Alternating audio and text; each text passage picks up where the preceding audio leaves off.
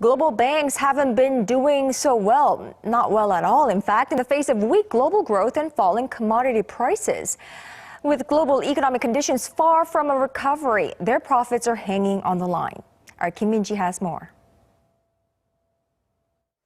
In a reflection of the slow global economy, banks in Europe are finding it harder and harder to make a profit. Standard Chartered posted its first annual loss in 26 years on the back of restructuring costs and faltering commodity prices.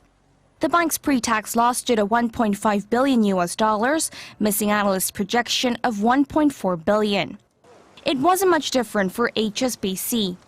The bank posted a loss of $1.3 billion in the fourth quarter of last year, which was in stark contrast to the profit of more than $500 million it recorded in the same period in 2014.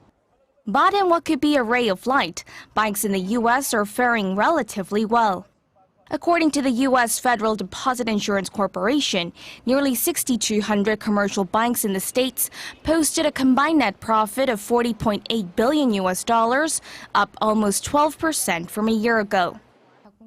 The U.S. is seeing a turnaround in its economy, but in Europe, even though countries are undertaking stimulus measures, many global banks are going through restructuring. This can differ by bank, but the ones with greater exposure to emerging markets are being hit. On top of that, with many central banks adopting negative interest rates, experts aren't predicting a rosy outlook, as the sub-zero rates will lower the net interest margin, which in turn will pull down banks' operating profits. Kim Min-ji, Arirang News.